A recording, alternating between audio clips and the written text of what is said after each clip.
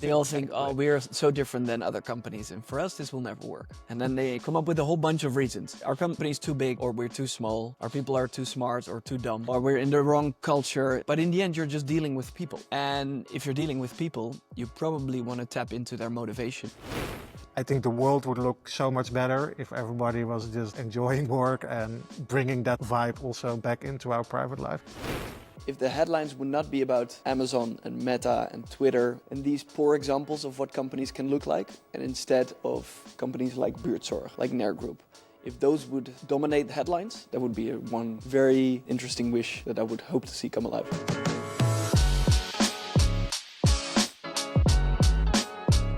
Über 50.000 verkaufte Exemplare für Ihr Buch, übersetzt in total 9 Sprachen mit über 200 Besuchen bei progressiven Unternehmen.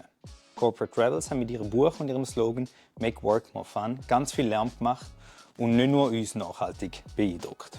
Darum bin ich ganz happy, sind heute Pim und der Joost bei uns. Es gibt auch Ausbahneuerungen im Podcast. Das erste Mal überhaupt sind 2 Gäste da. Das erste Mal überhaupt sind Gäste hier bei uns im Büro in Zürich. Und um die Challenge zu meistern, habe ich den Moreno von Smartif als Co-Host mit dabei. Und um das Ganze noch zu toppen, machen wir es heute das erste Mal auf Englisch. In that sense, I'm Robert and you are at Auch bei New Work wird geweint. We are talking to people who look into the future of work, today with Pim and Joost from Corporate Rebels.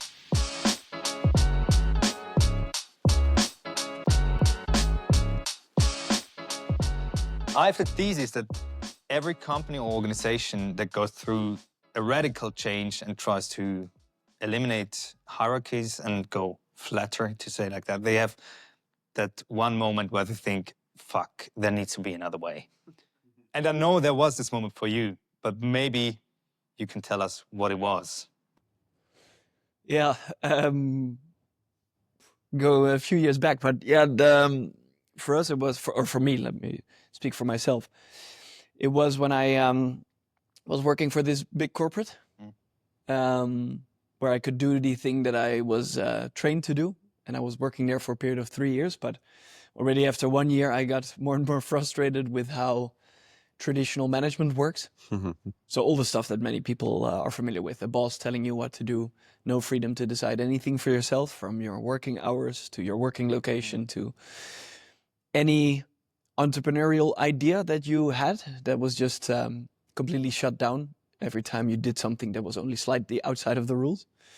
So for me, it was kind of it was not really one specific moment, but it was more like a building up of all these small frustrations that after 3 years, I was just completely fed up with it and said, okay, I'm not going to do this anymore.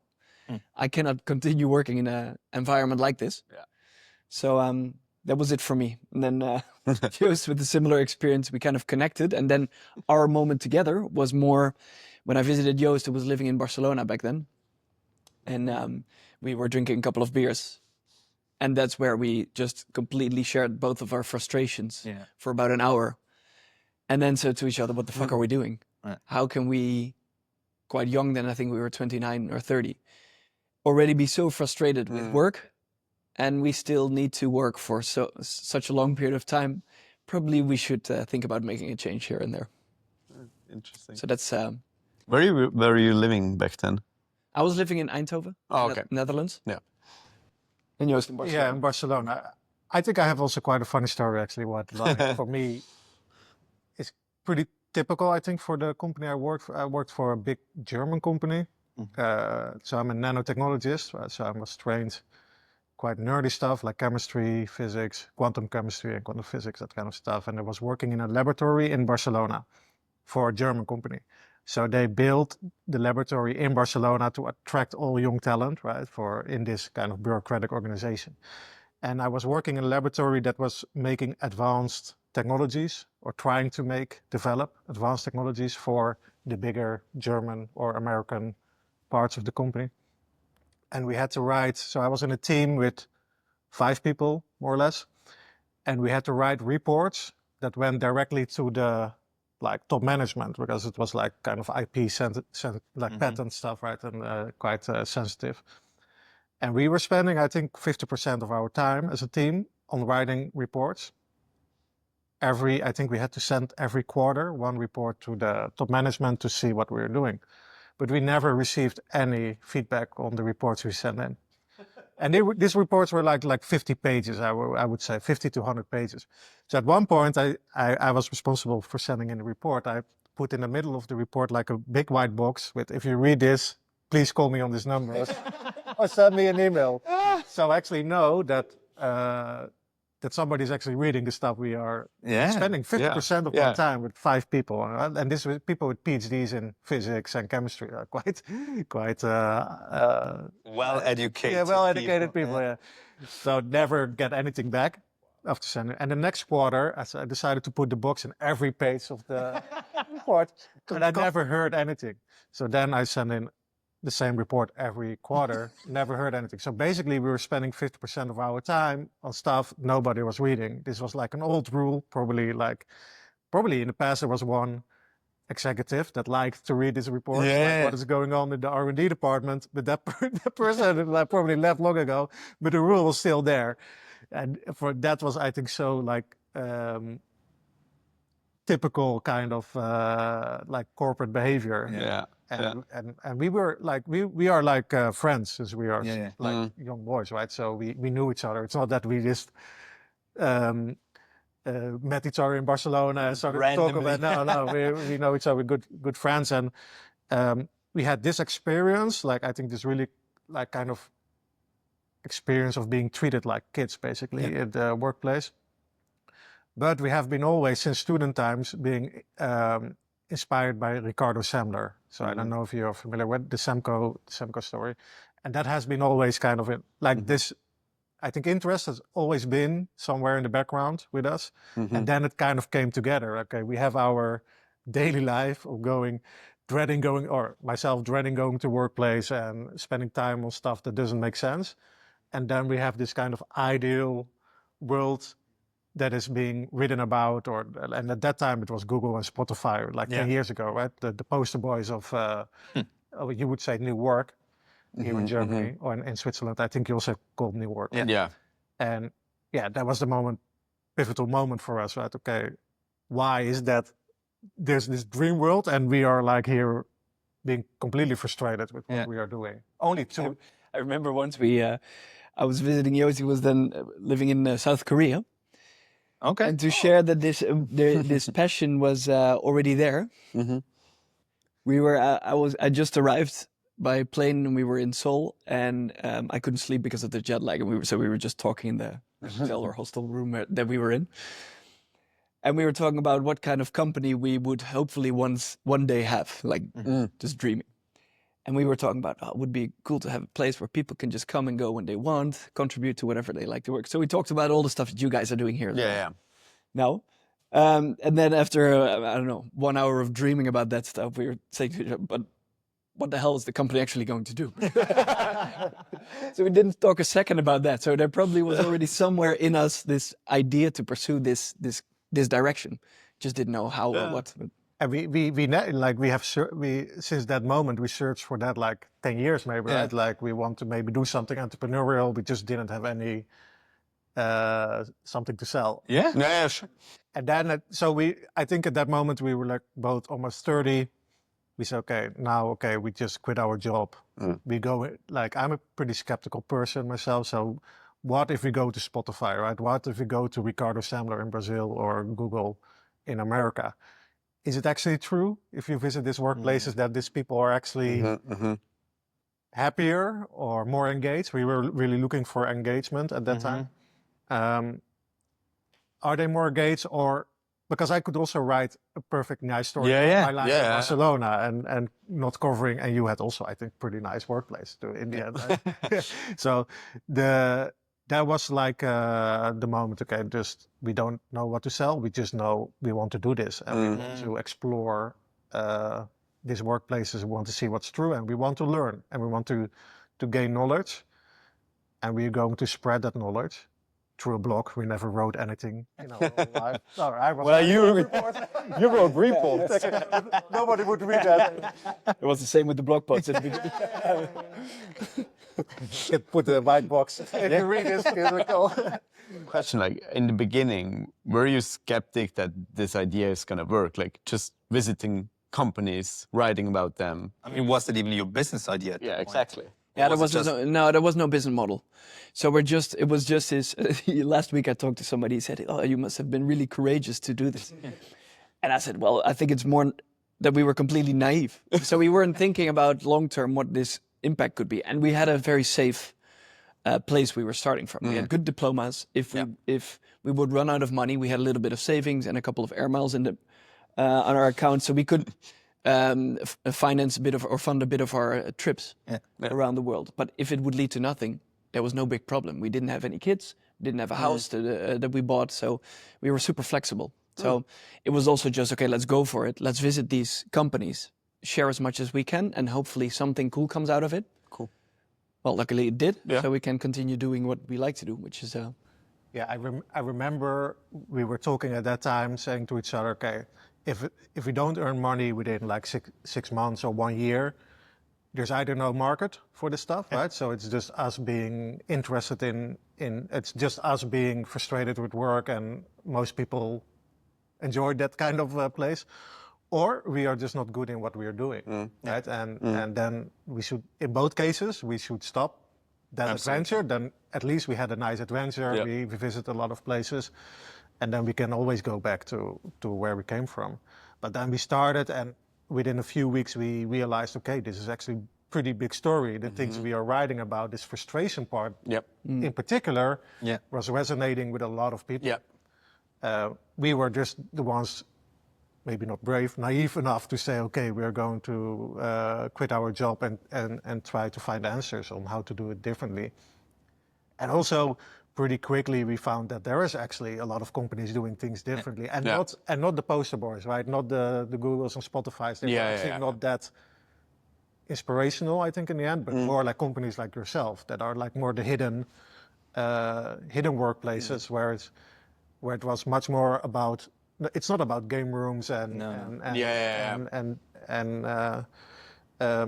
Free coffee. Free coffee. Great coffee. Great free coffee, not just Or free. massages. Yeah. It's about autonomy. It's about mastery. It's about it was really purpose. It was this kind of things that we were looking for, and actually we found in a lot of different places. Did you end up visiting Google and Spotify? Because, as you said, they were the poster boys back 10, 15 years ago. Spotify was quite a nice experience. It was completely different than what we had read before. So everybody talks, or it's maybe a little bit out of fashion now, but this Spotify model with the squads and tribes and all this stuff. That was all we could find online. But then when we went there, it was actually completely different. But it felt like an authentic, inspiring workplace. They were also quite transparent about that. They had already shifted away from Yeah, very much so. Much more transparent than the outside. Was. And then Google was very different. So we had to go in kind of under the radar with visiting people who we knew via or randomly connected with, because officially we tried to reach out to them through official channels, but either they weren't interested in it or just didn't want to share for the sake of transparency. Yeah, and you were just a blog. Yeah, exactly. That back then nobody read. So I can imagine they didn't want to spend too much time on it. But we also felt there the vibe was completely different. People were not very willing to share. And one person actually said to us, well, if you quote this, please don't use my name, because they will probably, and don't even send it to my email address, because they'll probably be able to tie it back to me.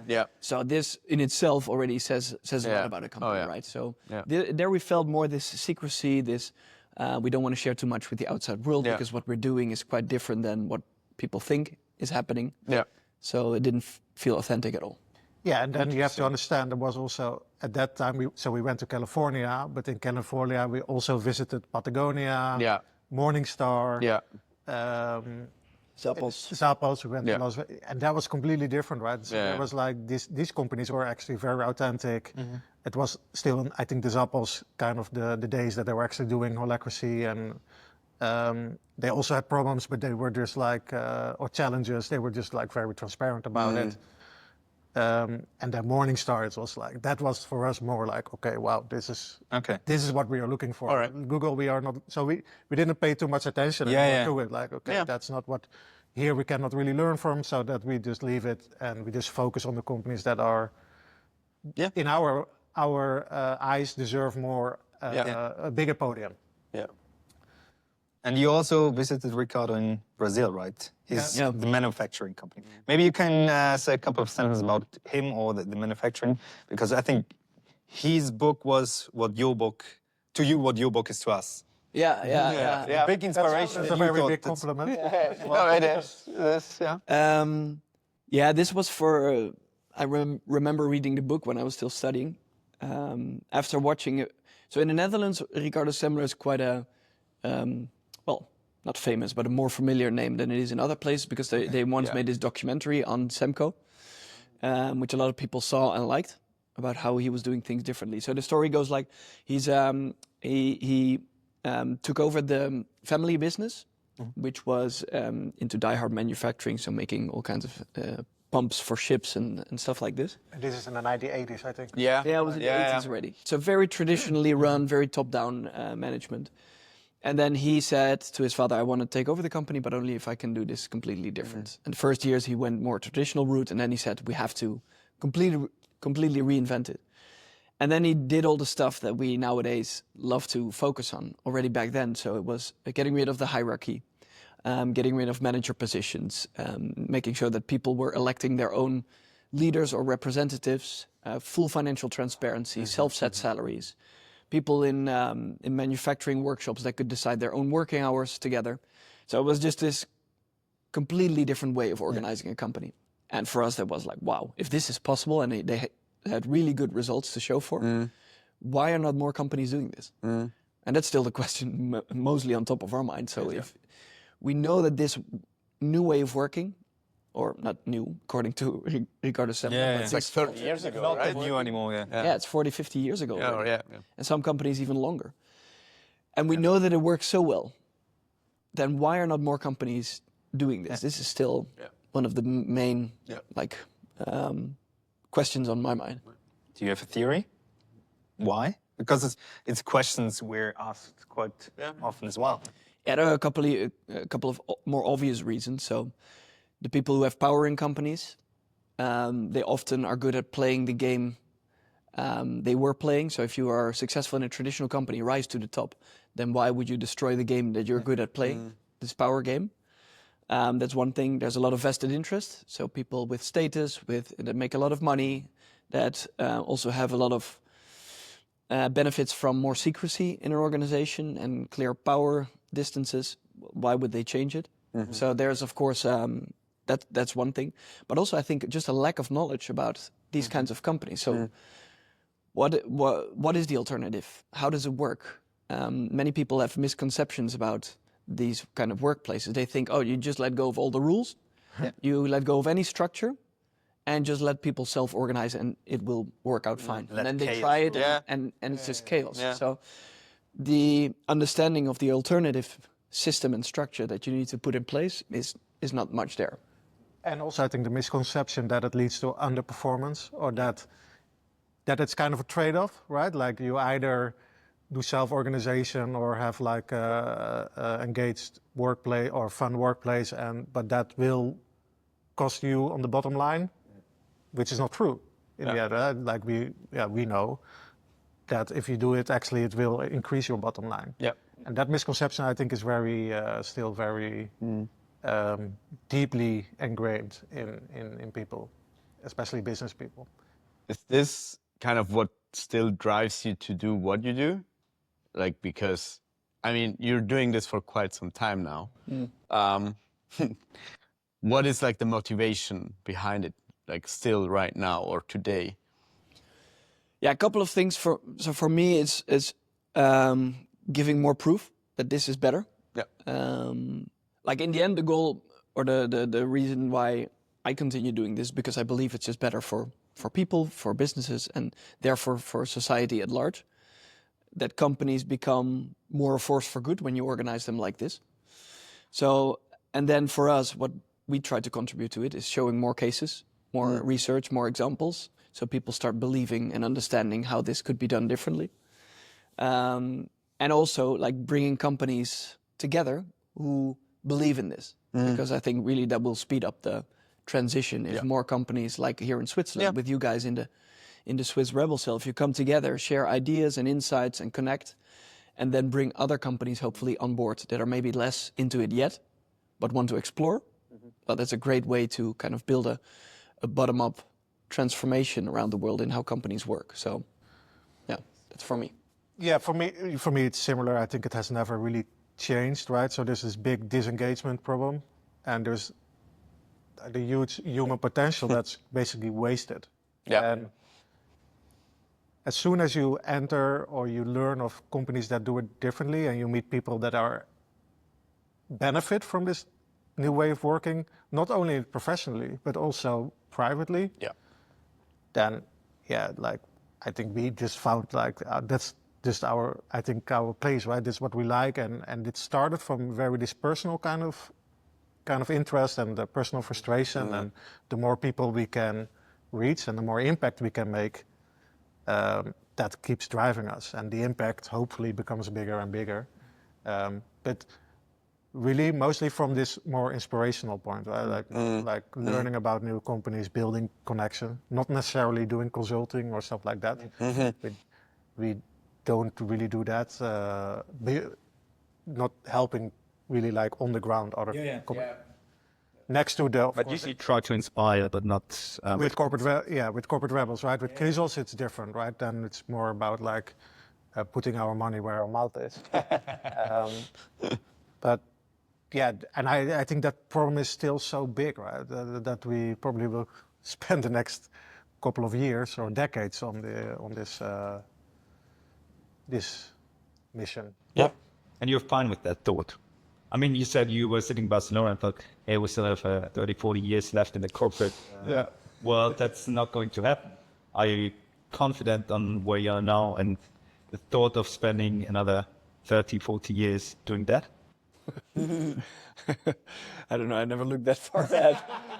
But Fair enough. it's so far so good. So it really sounds, we just have a lot of passion for it. So I couldn't picture myself not doing it anymore at this stage. But and the beauty is, it kind of keeps evolving. So with Corporate Rebels, what started just with our backpacks traveling the world and writing crappy blog posts, now has turned into much more, with people joining our online community.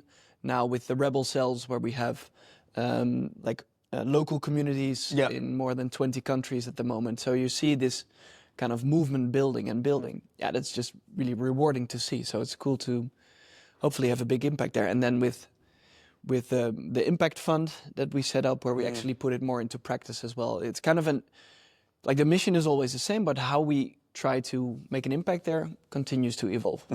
And that keeps it fun, I think. Yeah, and there is no end solution, right? I think that's what the things we learned along the way quite rather quickly. There is not like one model that replaced the hierarchical model. Yeah. Even if you have a model that works very like a self-organization, for example, or the NER model or the holacracy model, whatever model you take, that also keeps evolving, right? So you have to keep learning about it. So there's never an end. The journey keeps going. So even what we are researching or what we are looking for, we keep exploring, we keep finding new things. And it's not that we always necessarily perfectly like those things, but we just want to share that knowledge, right? So personally, I write quite a bit on Hire, like the Chinese company doing a lot of internal market mechanisms. That's also self-organization. It's not that I would implement that in our own company, because I don't really, in that sense, like it, but I find it intellectually super interesting to write about. And here too, in Switzerland, there must be companies that nobody has, or in the world, maybe in Switzerland, you know about it. But we never heard of, and it would be interesting to learn about it. That's why we are here as well, right? Coming 2 days to learn from you, but also other companies, and to see, okay, can we spread some of those stories to outside Switzerland? And that's, I think, sometimes super interesting for us. We sometimes enter, like, I remember we went to NER Group in Bilbao. That's a group of around 20 companies doing really super radical things. And they were more or less in their own bubble, I would say. They just sent us an email like, okay, guys, you are like traveling the world. You have to come to us because everything you write about, we are doing.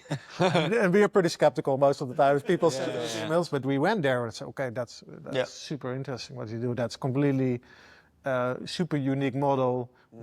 But it was just in that Basque Country bubble. It never went out. And then we are kind of a catalyst to be able to spread those stories around the world. And then now you see this model popping up in different kind of countries, and that's the impact we are looking for, I think, to see, okay, what kind of models, knowledge, stories can we share that other people can not copy paste, but actually be inspired by. So what's the model you're using? You said what you wouldn't implement in your own company, but I mean, You started with a backpack, a laptop, and a scrappy blog, and now you're a real organization with a real impact. so how does corporate rebels work? I think the same as you guys, so very much picking bits and pieces from other approaches. Just experimenting with a lot of stuff, and if it doesn't work, we throw it out, and if it works, we stick to it. So a lot of the things that you guys are familiar with, other people maybe less so, but working with roles instead of kind of fixed job descriptions, that works. I think this is one of the most crucial things to do when it comes to self-organization. Then decision-making, mostly advice process or consent decision-making. We use meeting structures from a bit adapted from Holacracy and Buurtzorg. So tactical meetings, focus meetings. Yeah, more the format itself. Okay. I think this focus meetings this is more from the loop approach, right? Yeah, exactly. But it's more like the format of the meetings itself. Talking in circles, this kind of thing. Yeah, and so all kinds of bits and pieces from it. But we're quite small, right? So we're just 7 people now. Yeah. So it's quite easy to just Full time. test. Okay. Test a lot of different things here and there. This is another topic, like small companies. You were talking about bubbles. Like what I oftentimes hear when I talk about how we work, or like companies as yours work, it's like, that works for certain industries, certain, kind of, I don't know, like highly educated industries, small companies. IT company. Yeah, I mean, exactly. IT companies, I wouldn't. It works for you in IT, but it would work exactly. It would never work for You must get sick of that too. Yeah, exactly. Like, what's your like take on that? It's one of the most frustrating things to hear, because it's so. I once wrote a blog about this, that one of the problems in this field is that everybody thinks they're so special. They all think, we're so different than other companies, and for us this will never work. And then they come up with a whole bunch of reasons. Our company is too big, or we're too small, our people are too smart or too dumb, or we're in the wrong culture, in the wrong national culture, wrong region of the world, wrong sector. There's all kinds of Regulated. reasons why it will never work. But in the end, you're just dealing with people. And if you're dealing with people, you probably want to tap into their motivation. And to do that, you have to give them autonomy, you have to give them a sense of meaning or purpose. And you have to find a way to make sure they can do the thing they love to do and develop that. And it doesn't matter which industry, which place in the world you're in. And that's why we try to visit so many different companies to show that it can work. From Vietnam, in a strong communist culture, where you have lots of interesting companies working in a completely different way, showing that also it can lead to more fun and better results over there. Factories in China, financial firms that are highly regulated in Scandinavia, to IT companies in Latin America. It really can happen anywhere, any size, any sector.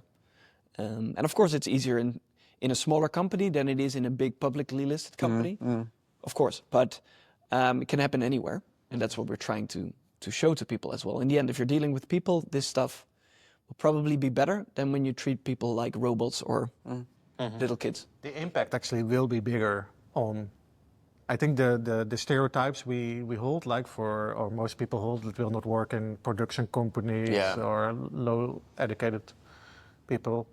Actually, I think it's our experience. If you implement it in those companies, the impact is actually can be the largest, because they have been they have been basically controlled, right? Told what to do for so many years that they refuse to think for themselves. But once you liberate them, then you see the real potential of people, and that's, I think, super powerful. But you first have to believe that. You first have to believe that that people are capable of doing that. Interesting.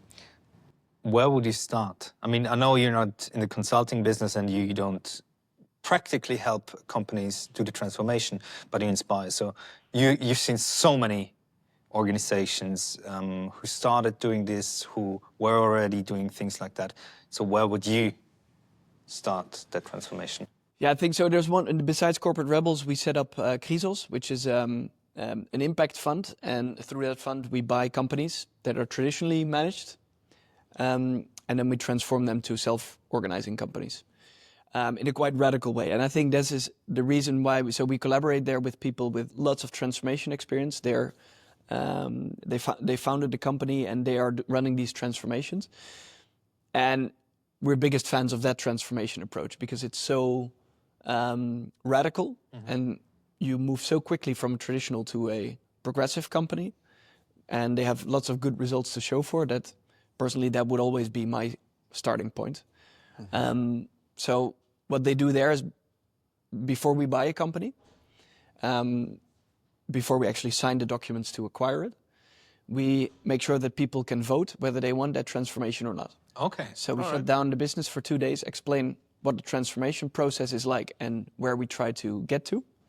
So we talk about, we're breaking down the hierarchy, we're creating full financial transparency, we're creating a new salary model with less difference between the lowest and the highest earners.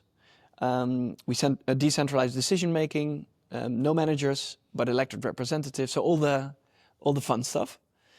And then people get to vote, and they can say yes, I like it, or no, I don't want it.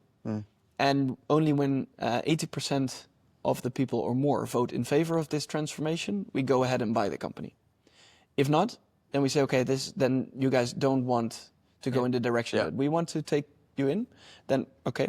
Fair enough. Fair enough. Yeah, fair enough. But then let's not waste our time, each other's time. So then we try to look for another company. Yeah. So that's, I think that's always a good starting point, to not just force people through a transformation, but to really get buy-in. And of course, you can do this in a more radical way when you want to buy a company. But even if you work in, let's say, a department of a bigger organization, then still it would be good to start with this, getting this enthusiasm and buy-in from people to transform. So that would always be my number one step. And then if you get it, then you can go crazy because people want it, and you can just facilitate them on this transformation and make the structural changes first. So get rid of the hierarchy, the top-down decision-making, the manager positions, and then implement the self-organizing teams. That's the, I think, easier part to do. But then you have to figure out a way to train people to thrive in a system like that, because people need to learn how to resolve conflicts, give each other tough feedback and direct feedback. All these kinds of things that people are not really used to in a more traditional management setup. So that would kind of be the rough approach that we do with Griezels as well. So get that buy-in and that vote, then do the structural changes, and then make sure that you train people and teams to thrive in this new type of environment. Which is interesting, right? Because you don't start from the model or the structure, or for the training. We actually start from the intrinsic motivation and the knowledge. It's really interesting. And I would say, now we skipped a little bit over it because we made that decision. I think you also argue from a principle level, right? So you say, okay, we are moving away from hierarchy, but what comes instead? And that's kind of the guiding principle. Like in hierarchy, the guiding principles are very simple. We are all familiar with it. It's about power. It's about like status, right? It's about ranking.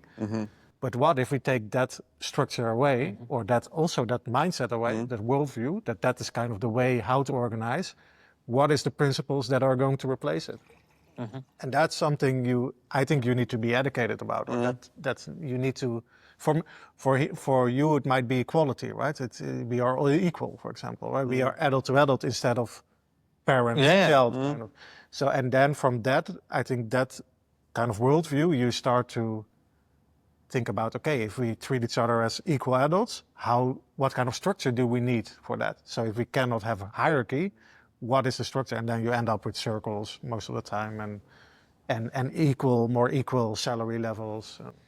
That's everything on a very logical level. So you have new patterns, new rules Patterns, that you want to apply within the organization. But oftentimes these people have been working in different environments for ages, and those patterns, they're deeply enrooted in themselves. And I believe that it needs a lot of also psychological work to help them actively do that transformation. And how do you assist that when you bought the company? So first of all, we have the people from our team who are leading that transformation. They have loads of experience with this, so they do the bulk of the work, so really coaching people, helping people to develop. A lot of energy goes out to the people who were in manager positions before, because they have to unlearn a lot of their habits. And they have to let go. They have to really let go of their power, their authority. So that's one very big area of focus, but also for the people who were not in manager positions, they also need to step up, take initiative, be more entrepreneurial, say what they really feel and think. So it needs to come from both directions. So we have our transformation people who are doing the bulk of the work there, and then we just hire people to kind of complement that with sociocratic decision-making trainings, emotional intelligence training, so people can really learn to understand themselves well, to also relate to other people in their teams well. Conflict resolution training. So there's a lot of effort going into this, and this is the tougher part. It takes years to really reap the full benefits, and maybe it's a never-ending kind of work in progress. But it really helps to change the system first, and then help people adapt to that new system, instead of trying to change people without changing the system, because that's what's been tried for so long already, sending people on leadership trainings to behave differently. But if they come back to a system that rewards the same behavior as before, people are not really changing. But what has also pretty big impact, I think, is that we send the people to other companies that already work in this way to talk with. For example, if we buy a company, we send them to companies that are already working in a self-organization way to talk there one-on-one with people that work that way. Right? So if you, for example, work in a production company and I send you to a production company that is self-organized, and you can talk there with an operator on the same similar machine as you, and you talk one-on-one without anybody there, and you can ask that person honest, real questions, that is for mentally also pretty big impact, right? So you can actually see for yourself, okay, this person is probably speaking quite positively about his experience or her experience. And then, yes, of course, I think it takes like the structural and salary changes and stuff, it's maybe 2-3 months. And then you spend like a year, 2 years on really training people to behave different, but also relate different, right? It's about very much relational. If you always have like a boss-worker relationship and you suddenly have to be equal, then that needs a lot of identity work. So a lot of people need to work on their own identity, how they look at themselves within the workplace. And that's years or months at least. And for some people it clicks, right? Some people directly find the sweet spot and they say, okay, this works for me. I'm this person. I step up or I step down. But those people have mostly been very frustrated in the old system. And then there is others that find it very difficult. And for some, they never even manage and they prefer to, at one point, say, okay, like we never fire anybody or we never send anybody for economical reasons away.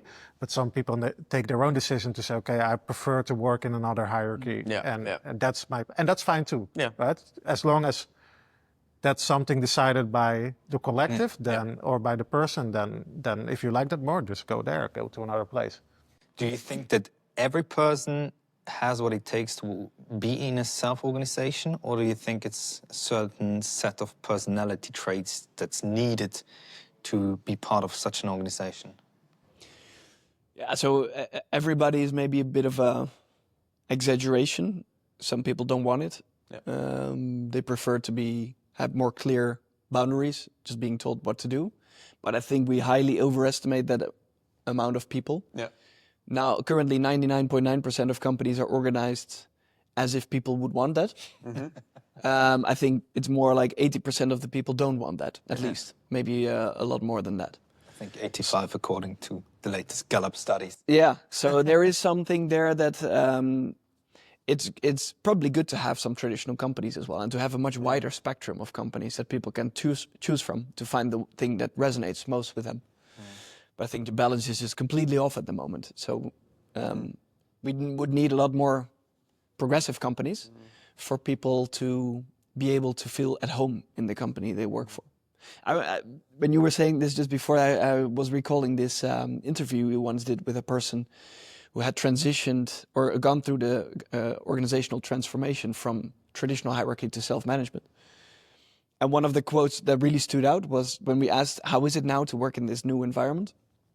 And she said, well, it's not easy. It's really challenging and hard, but it's much more rewarding as well. It feels like as if you're the traditional situation was more like being at home with your parents, still living in your parents' house, and finding a fridge that's always nice and fully stocked. It's easy, but living by yourself, even though you have the responsibility to fill your own fridge, it's tougher and more challenging, but it's also much more rewarding to live by yourself. And she compared it to this like living with your parents versus living by yourself. It's not easy, but it's a lot more fun and rewarding to many people. Maybe not all, but most of the people. So I think this speaks a lot about these kinds of companies and says a lot about them. Yeah, that's a really nice.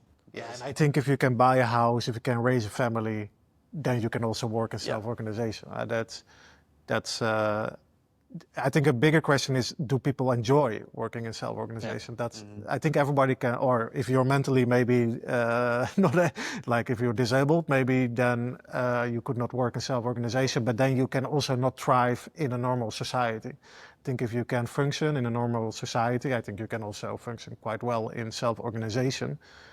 But then I think self-organization is not just one flavor. There's different ways of self-organization, and it's a personal, also I think a principle or moral decision for what you think is a fair way of self-organization, right? Do you like a more, what I said before, market-based environment where it's about entrepreneurship, where it's about competition? That's also self-organization, but maybe you don't find that very fair. For example, people that perform the best earn the most money. In a marketplace, that's the way we think it's fair. And in some companies, they organize like that, and it attracts people that really like that way of working. I think you are much more equality-based, like us too, right? So we work with roles, leveled salaries, this kind of things, consent decision-making. That's very much equality-based, and that attracts, I would say, the largest group of people attracts this equality kind of mindset. But then you also have, for example, very much community-based way of organizing. Buurtzorg, for example, right? Healthcare organizations, education, which is about consensus decision-making. And that attracts yet another kind of people, right? That attracts more altruist people, right? So we have, I think all of us have our own personal idea of what is fair and what is not. And that should be, in my opinion, also that collective, what we collectively think is fair, should be the way we organize the workplace. And if you would ask that, not many people, I think, would say hierarchy is a really fair way of organizing the workplace. Still, we do it. We do because we think that's the way workplaces should function, or most people. I often see it with startups. They start out quite equally. And suddenly they get funding and they start growing. And the initial reaction is, all right, now we need VPs, we need middle management and structure. Control. And within 6 months, they are in that traditional hierarchical model. Yeah, but isn't it sometimes also forced on them? Because like it's also sometimes like VCs are kind of like pushing that structure into, because they also just know it's that forced, kind of work. but also it's a lack of knowledge. Like it's a lack. They don't know how to scale that, and we have to. I think when you're in a smaller startup, it's mostly the founders, right? That their mentality or their worldview is informally kind of Absolutely pushed to the rest of the organization. Yeah. But if you scale, you lose that kind of informal connection or the relationships, basically, right? So, and then what then we say, okay, we need to professionalize or whatever, and then they start to introduce managers, or we hire people from bigger companies and they bring in their culture. But that's a lack of knowledge, in my opinion, because there are enough examples of startups growing, scaling in a very flat way.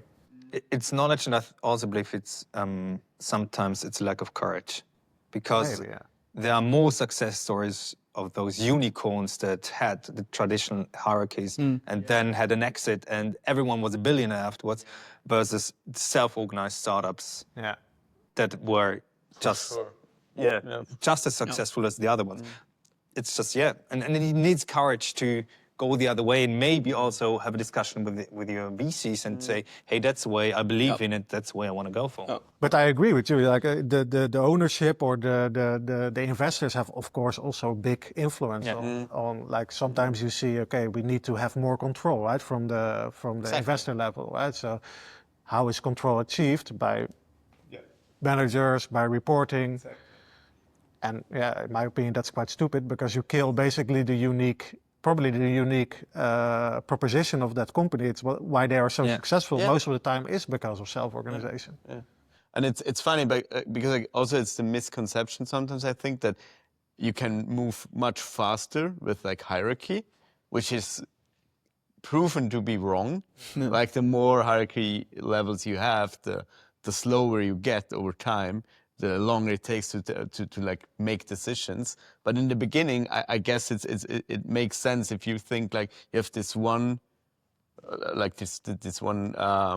leader who just decides everything, and you're really fast with that. But like over time, that just doesn't scale. But we haven't seen, I think, many companies that are without hierarchy, right? Most of the times we still have two levels, right? Still is like a leadership team, and whatever that leadership team can also be representatives, right? So we choose our own kind of leadership team. That's also a different dynamic, I think.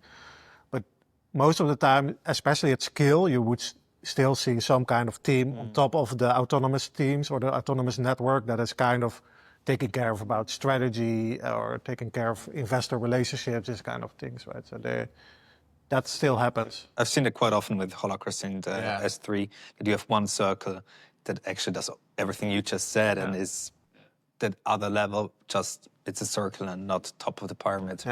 But it's a funny or like a really interesting topic, like leadership in itself. There is no levels of hierarchy. How do you implement leadership? And by definition, you don't have. I think that's also a misconception, right? That people think there's no leaders in self-organization. I think everybody is a leader. It's like more personal leadership.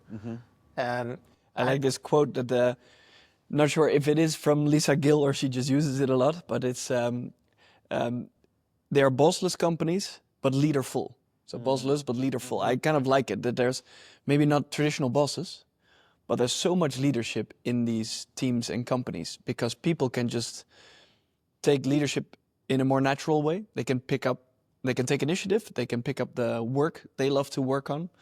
They can take the lead on a certain project or initiative simply because it's what draws them to it, and because they have this natural type of leadership that kind of in these more open organizations or less formal organizations, you have the opportunity to just go into a direction you want to go in. So there's much more opportunity for natural leadership to arise.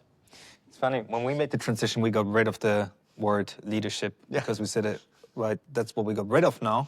So we don't want it anymore. And the longer we spent as a self-organization, the more we realized, wait, we need more leadership than we ever did before. And it was kind of a phase of re-enabling the word leadership and make it something that we can talk about again. Leadership is different than management, or leader is different than a manager, right? And I think leadership becomes more dynamic, right? So sometimes you are a leader sometimes you take initiative, you're the leader in your project or in your team. And sometimes you are a follower of another leader. Yeah. And that's different so that's very dynamic. You should be able to do both, right? You should take initiative and you should be able to join the initiative of others. And in traditional organizations, you are either the leader or not, right? So you either follow or you're not following. Yeah. And that's a capability. And I think leadership, I agree. Like sometimes we talk to people that say, it's not that we don't have an organization without bosses. We actually have an organization full of bosses. Yeah. Like everybody is a boss. Yeah. So that I personally like that a lot. Yeah. That's more everybody needs to be able to be a boss or an entrepreneur or whatever. And that's such a big misconception that I think if you have a self-organization and you have no leaders, you will fail. Because nobody's doing anything, probably. No. So with time in mind, I'd like to go to the last couple of set of questions because I think there's more than enough to talk to you about, and we might need to do a follow-up on this. Ownership would be a topic that I'd be really interested in. Definitely. But to go a bit into the challenges and maybe the dark side, we see currently the big three-letter word RTO, return to office. Everyone is forcing employees back to the very nice or very not so nice office spaces. And we see maybe a kind of rise of more authoritarian leadership in certain countries, in certain work cultures.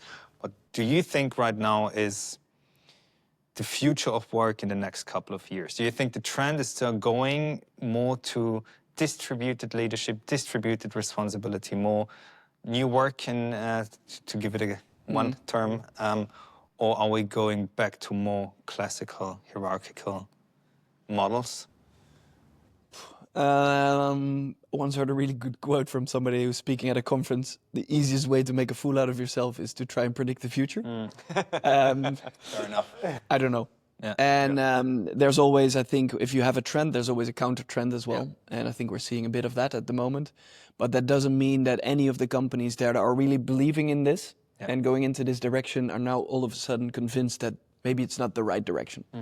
So I think even though the headlines are different maybe than what we would like them to be, I think on the ground, if you talk to companies like yours and the companies we're visiting here in the next few days, you will get a totally different feel for it. And I think it's important to sometimes just look away a little bit from all the noise and the headlines that try to instill a lot of fear in people, and just look at what's happening in companies close to you and in your environment. And clearly we're also in a bubble, right? We talked about it before, that we also don't have a really unbiased perspective on this. But I think there's a lot happening in the space, and it will continue to be so, to do so. And maybe there's a trend going in the complete opposite direction as well. But it doesn't mean that everybody who went into the more progressive direction will now all of a sudden revisit their ideas. So I think it will always go a bit like this. And yes, on a world stage, it might look a bit different. But I think if you just look a little bit closer to home, things are still progressing in the right direction. I listened to another podcast of yours yesterday where you talked about the pandemics and how you removed or deleted certain companies from your bucket list of just to look at. And I think in times like the pandemics or where we are right now, it's easy to finger point to companies and say, hey, they did S3, they were really self-organized, and now they're going back into crisis, and to call them out. But what are you saying? There's probably a counter trend with companies going the other way, but you don't see them, you don't know about them, and they need a platform like Corporate Rebels to be seen. Yeah, but that's why it's so important to keep sharing these stories, because they often people think, okay, that used to be a trend, but it's gone. And I think we should show the people that that's not the case. Yeah. I think you do see like another trend though, that there is like, I think a trend of flattening the organization. A lot of American organizations now, especially the big ones, they want to flatten or look at what happens there in the government. if it's really in the human way, that's like a different question, right? If they are doing it the right way, but our way. Yeah. There is no right one way. I think what we do see is more and more knowledge, right? More and more knowledge being built up on how to organize the workplace in a more flat way, in a successful way. When we started, I think there was not that much stories and knowledge available. I think what we see now, more and more people are actually talking about that, but that's maybe also our bubble. And on the other hand, you see trends coming and going, right? Like when we started, we talked about it this morning or yesterday. When we started, it was all about teal and reinventing organizations. That I think is kind of a little bit down. Same with holacracy was like a big peak, and that goes. And there will be other models probably popping up and being a hype or a trend. I think what is more difficult is to okay, how can we stay more on the base level? Like how can we create this kind of community or connections around the world where we can support each other in learning to cope with self-organizations in a different kind of technical or technology or political environment. For example, now with the rise of AI, how is that going to influence the companies, and how are we going to deal with it? Yeah. I think that's more our focus instead of predicting the future. That's impossible. It always reminds me about the quote from Lalou in one of his talks where he said the best companies he's seen, they don't have a strategy, but they react to changes in the market and in the world. That's exactly what you're saying.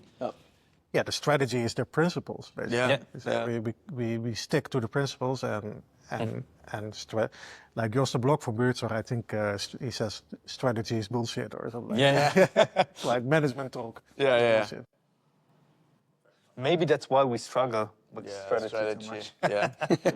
That's one of the big topics for us as well. Like, what is strategy? Who defines strategy? Like, Doesn't mean that doesn't mean that you cannot have plans, right? No. Companies still have like yearly plan of what they want to achieve. Yeah. But they don't look like 5-10 years ahead. No. For them, it's like it was also never in our DNA, and I guess like for you guys the same. Like we recently made a 1-year plan. Oh really? It was 2 months ago, and it's completely obsolete. Yeah. we try to. We keep falling in the same trap. I only have my last 2 questions, so it's now your last chance to ask. When you look back at that defining moment back in Barcelona, when you were writing down names on what is it actually called? Beer mat, I think in English. Beer mat, okay. Yeah. What is it in Dutch? Bierviltje. Okay. So not the same as in German. All right. What is it in German? Bierdeckel. Bierdeckel. Yeah. So looking back at that, like, and if you could go back there, what would you do different in regard of like now you have the knowledge where we are right now? Do you have any thoughts on that? It's a fun question. You can also answer, we would do it all over again. Exactly the same. No, there's a lot of I think one of the things that I would like to... So we always had this idea of building more of a movement. We talked about it from the start. We want to build a movement around it. But for many, many years, it's just been us researching, writing, and hoping people will kind of more follow what we were doing. Now we've, since last year, started really with this community, with local groups of companies coming together. I would start there sooner because we see the potential and the value in it. And that would be, we could have been much further if we would have done that earlier down the road. But that's what you're doing now, so Yeah, I think we were always afraid a little bit of becoming the hype ourselves, right? So we didn't find a really good way of building like a Rebel Cell network that we've now built without being sure that would not lead into some kind of hype where just some people would jump. Quick growth and even faster decline. Yeah. So we have been very careful, on that. Yeah. It's a good point. I don't, there's for me also many things we would do probably different, but that's in hindsight, right? I think of course. I think it is still a great adventure. It has been a great adventure. We have learned a lot. Also personally, we have learned a lot. I think if you would look back on us like 10 years ago, we lived in like one bedroom, like 2 beds there. Like that was, in that time that was perfect, right? It was perfect. In that time that worked. That would never work now. It's a very good question, but I have no answer to the question. And like looking forward, what's still in store for you? Yeah, many things. Many. Like the New book, you said. New book. new book. I'm also this Rebel Cell. We only started that adventure last year. That looks very promising, or that feels also very much more like substance, right? We are really like building something. And then, of course, the impact fund, like buying more companies. And actually, they're gaining a lot of really great knowledge that we can share again. That's really nice. Yeah. Awesome.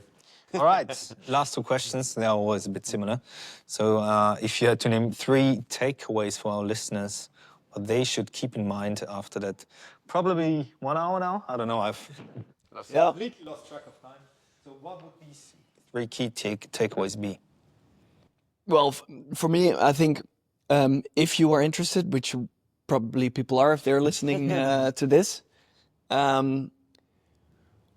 make sure that you understand that that if you talk about self-organization or an alternative to traditional ineffective management, that it's not just letting go of old systems, but replace them with something new.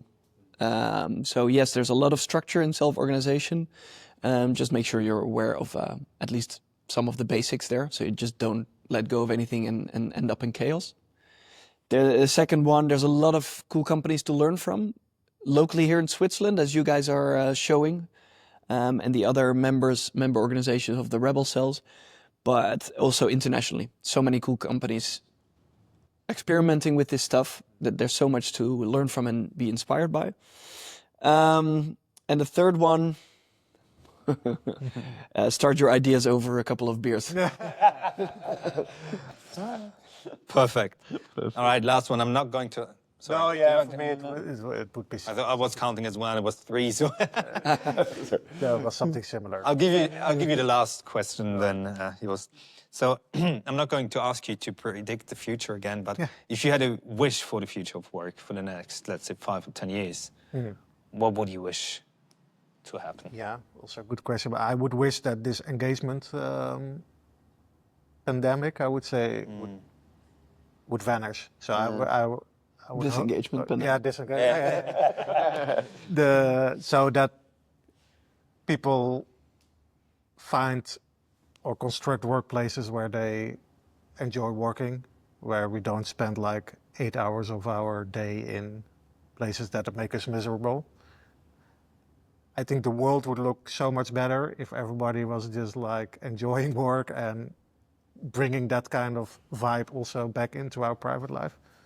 So I wish that that's going to happen. And that doesn't mean everything becomes self-organization, right? But that people actually work in workplaces that they can construct themselves, where they have autonomy, sense of purpose, and a sense of mastery. If we can boost that till normal levels, then I would be very happy. Perfect. Yeah, and I think if I can add one to it, if the headlines would not be about Amazon and Meta and Twitter or X, and these poor examples of what companies can look like, and instead of companies like Buurtzorg, like Nair Group, if those would dominate the headlines and show to people what work could be like, I think that would change. That would be one very interesting wish that I would hope to see come alive. If I can then add another one. I think also when the goal of organization is not anymore like profit maximization, but really like mission kind of driven, and that would also be a big dream of me. Like I think then the world would also look a little bit different than just. There's a lot to be done. Yeah. In 10 years we have a lot of time. We'll catch up again. Yeah. Pim and Joost, thank you so much for your time. Thank you. Thanks.